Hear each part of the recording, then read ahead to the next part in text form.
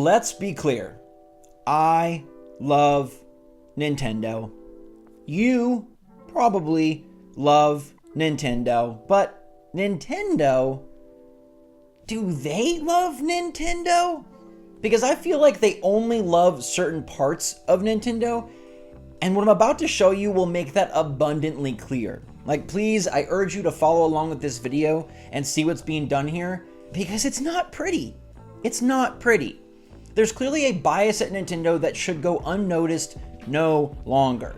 Nintendo has not been treating its roster fairly, and what hurts the most is that by all accounts, they're doing this during their most successful era. That's like getting left out of your grandfather's will after he became a billionaire and after you endured years of him waggling. It's a mixed metaphor. You get it? You get it? Okay, and look, I understand that picking a fight with Nintendo right now maybe isn't the best idea. Calling them out while everyone has their Zonai colored glasses on may be a bad move, but I feel like I gotta be the guy to bring this to light because this is New World Order levels of conspiracy, except I don't believe in the New World Order at all. It's just like, it's important enough to me. It's an issue, okay? It's causing a mini breakout on my forehead. That's how you know it's serious, because I'm 33. Okay, this is big deal stuff, and even though Tears of the Kingdom is the greatest gift Mother Nature could have ever given us, like humanity finally is worth something that Mother Nature said, here, enjoy this game that just, it'll make you smile. I know, but Nintendo has other sides to them. I'm glad Zelda has such amazing entries, and Mario has the volume. The Switch has a nearly impeccable library by all accounts, but there are a handful of franchises and characters that Nintendo clearly does not like. They don't like them. It hurts, man. I feel like I need a microphone, but all I got is an ear. So is the life of a diehard Nintendo fan. It's painful when some people that you see on the street, they don't get the love that they deserve. They don't get the shine that they've earned.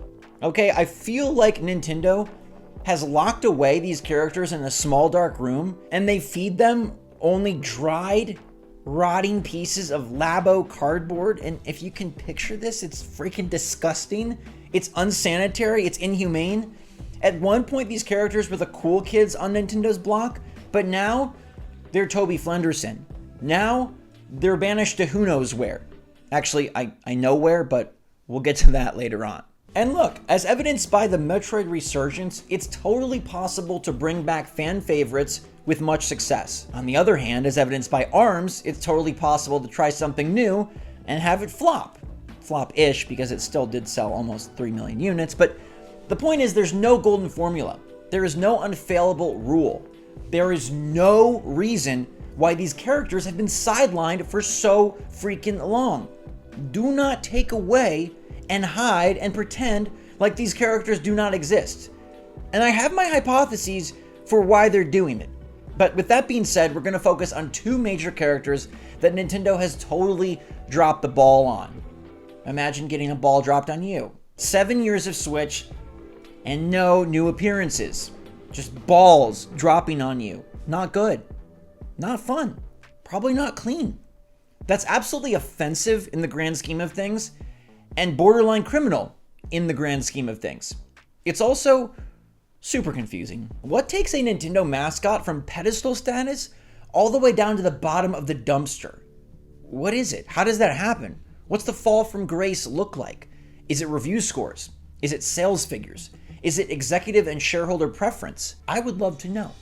How does a big kahuna end up at the bottom of the barrel? Before we get to our missing person of the highest order, I couldn't make this video without quick shoutouts to Kid Icarus, no new game since 2012, Punch-Out, no new game since 2009, and F-Zero, no new game since 2004. You are the big winner, and oh, by the way, that 2004 title was a Japan exclusive. Just putting that in your head. Now on to the main course. In many ways, Donkey Kong and Mario have been united since the beginning, except now they could be no farther apart. The new record-breaking billion-dollar Mario Bros. Movie would have you believe that these characters are thick as thieves. At one point, DK was pioneering the pinnacle of visuals, the perfection of platforming, the prowess of powerful co-stars and combatants? No longer. Donkey Kong Country is some of the best stuff Nintendo has. Those are juicy games, especially 1 and 2. I spent countless childhood days boomboxing with Diddy and hair flipping with Dixie. With amazing platforming puzzles and out-of-this-world music, you'd never know that these titles somehow, some way came out back to back to back, 1 year between each of the trilogy. That is insane development chops. It took them like 7 years to make a Zelda, and it took them 1 year to make K. Rool come back. Magic. Back in the 90s. That was back when Nintendo actually liked Donkey Kong though, and beyond the arcade games and original adventures, Nintendo put major effort back then into turning DK into a simian superstar. The 64 Collectathon preceded numerous quirky spin-offs like Donkey Konga, and Jungle Beat, King of Swing, and Jungle Climber 2, do not forget those. Plus, all of those Mario vs. DK games, they still had Donkey Kong in the title. Timeline-wise, it was 64 in 99, Konga in 2003, portable titles peppered in till Country Returns in 2010, and then Tropical Freeze, the King of the Castle, in 2014. Mario vs. DK got another full entry and an awkward amiibo offshoot in 2015 and 16, and then that was it. The book was closed. The monkey was put back in the barrel. Yes, Nintendo did port Tropical Freeze to Nintendo Switch in 2018. You're not misremembering, and I'm not forgetting. But I hardly count that. That was for the wallet, not for the ape. They needed to cash in on one of the most phenomenal 2D platformers ever put to print. Let me repeat that. One of the most phenomenal 2D platformers ever put to print. They needed to cash in. And rightfully so, I think they deserved it. Donkey Kong Tropical Freeze is abundantly innovative, abundantly exciting, and abundantly impressive. No Kremlins, but it's Nintendo gaming at its very best, and maybe even purest. And now look, I'll give it to you. Not all of DK's outings were as stunning, were as well received. But even Jungle Climber scored pretty darn well. Maybe you're not a fan of maneuvering marching mini Marios all over the DS or banging the bongos on GameCube, and I understand that. But those spin-offs show Nintendo at one point loved this guy. At one point, he got to hug Miyamoto. At one point, he danced at the table with Reggie Fils-Aimé. There was that one lady named Kim or Sue, or I don't remember, but I'm sure she loved him too. They tried all sorts of stuff with the Kong Squad, yet the tried and true platformers remained golden. Just because some of the offshoots scored lower, there wasn't a drop in quality as the main franchise aged. In fact, some could reasonably argue that Tropical Freeze is the best of the bunch. So then, explain to me how you take ripe, beautiful, bold bananas just like that and let them rot.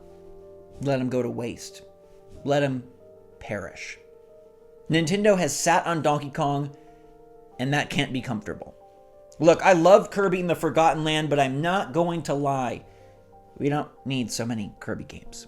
Why do we have 56 Kirby Switch games and nothing Donkey Kong? Again, I don't count Tropical Freeze because that is merely the Siamese twin of its original Wii U counterpart.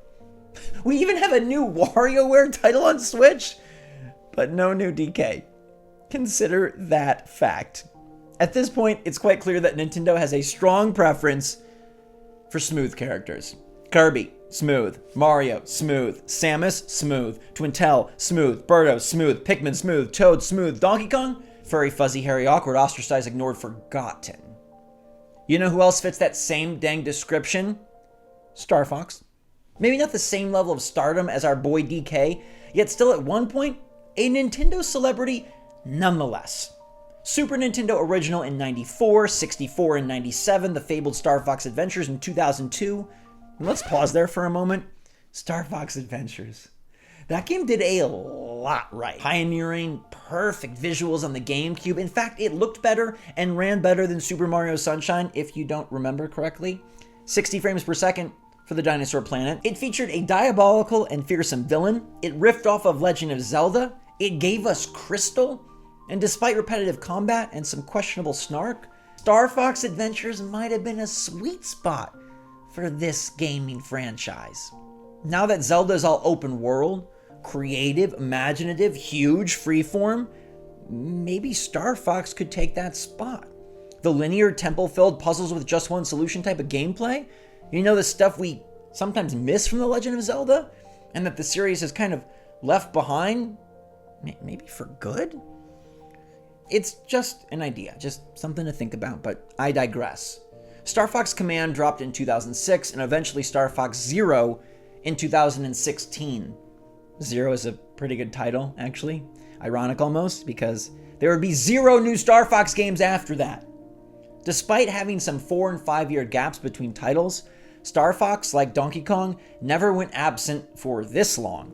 7 years long and 9 years long for Monkey Brains if you don't count those Mario vs. Donkey Kong final 3DS iterations. Star Fox didn't set Metacritic on fire or anything, but it's still a very cool and important part of Nintendo's history, one that should not be left behind.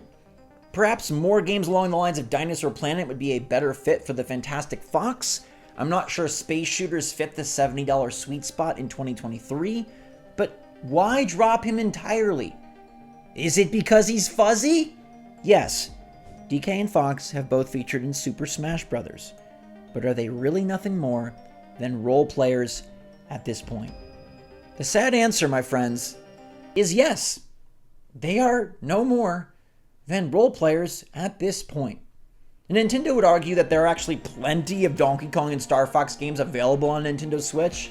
All you gotta do is hit the eShop, sub to Switch Online. Voila, video games! Heck, they even threw a Star Fox 2. An original, but not quite a Switch game. Actually, it's really far from it, if we're perfectly honest. It's a Super Nintendo game that got shelved in '95 and now is somehow coming back because they feel sorry for us. Resorting to Nintendo Switch Online classics for these two now classic characters is pretty lame. Can you even call them classic when Nintendo doesn't even see them as such? It's pretty lame to give shine to nearly every other major Nintendo character over the Switch's 7 years and counting reign over the games industry. Everybody is getting spotlight, everybody is getting games, everybody is getting dollars. Not these two. We're not talking about a system with money problems or a system with output issues. We're not talking about sad Nintendo in a dire spot. We're not talking about Wii Music Nintendo in a spooky spot. We're not talking about Vitality Sensor Nintendo in an insane spot. We're talking about Nintendo Switch Nintendo. 50 million copies of Mario Kart 8 Deluxe Nintendo. And I go back to Metroid, the perfect example of an underperformer doing better than ever on Switch. What's to say Star Fox or Donkey Kong couldn't or wouldn't do exactly the same? But I've saved the cherry on top for last, okay? As a good host always does. Appetizer, main course, dessert, I got you covered like a fancy chef, but with far less cheese. I am lactose intolerant after all. Here we go. I've set it up. The ultimate diss. The final beatdown. The nail in the coffin. After locking away these hairy beasts for years, dismissing their cries for exposure, ignoring fan requests, avoiding any sort of iteration, Nintendo sold the key to Ubisoft.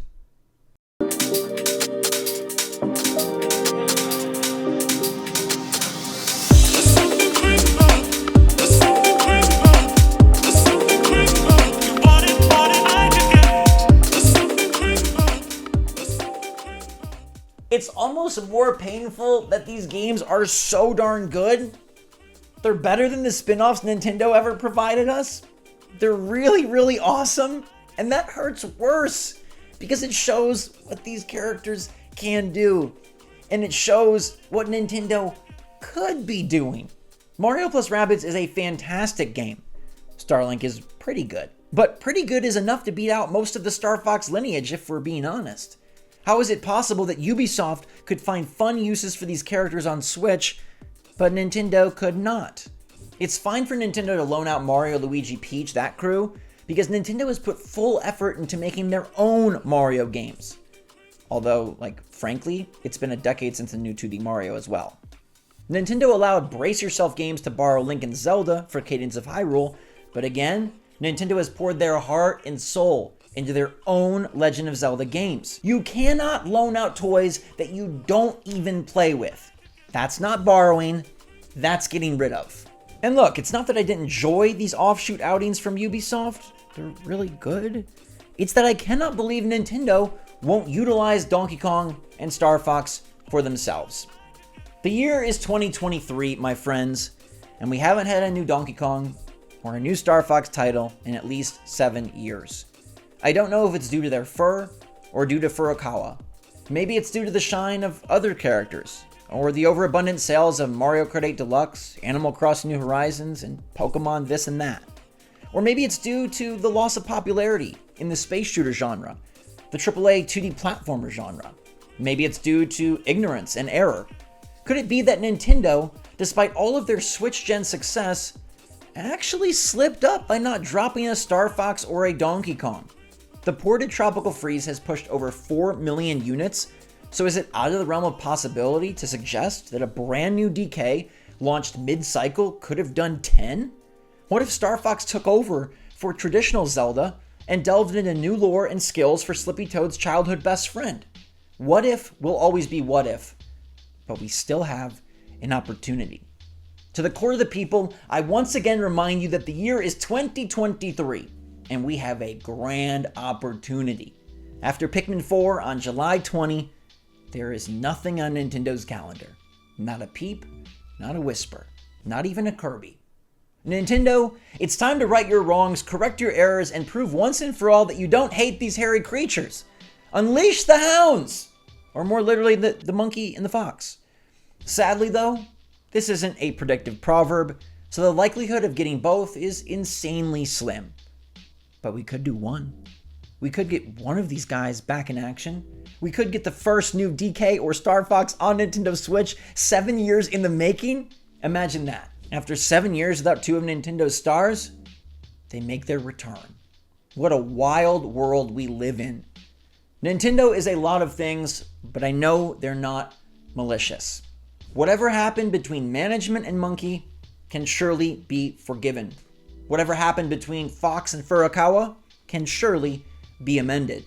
It's time, Nintendo. It's surely time. Don't hate, procreate. I rest my case.